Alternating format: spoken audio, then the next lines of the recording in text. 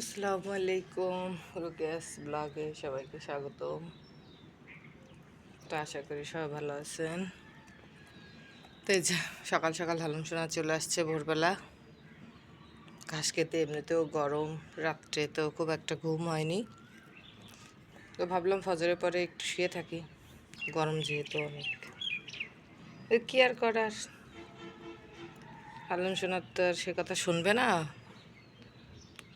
কি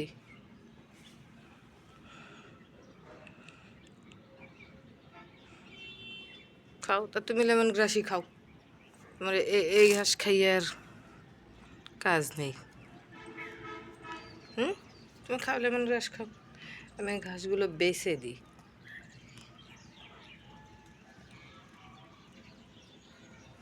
তো ও ঘুমার থেকে উঠেই চিল্লাপাল্লা, কখন বাইরে যাবে, কখন বাইরে যাবে। সে মানে আমি একটু শুইছি ফ্লোরে, যে গরম, এত বেশি গরম।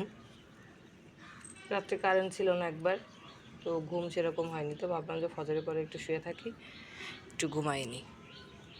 ও কি আর তাই ঘুমাতে দেবে?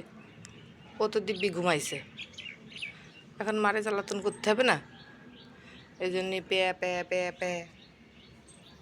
এখন বাইরে নিয়ে আসে, এখন আর কোনো প্যা প্যা নেই। মাশাল্লাহ, আমার বেলি ফুলের আবার ফোটার সময় হয়ে গেছে। এবার একটু ঝাঁকড়ানো হয়েছে, গাছটা লম্বা লম্বা ডাল ছিল, কেটে দেওয়ার পরে ঝাঁকড়ানো হয়েছে। মাশাল্লাহ। আর এই দুষ্ট কী করে,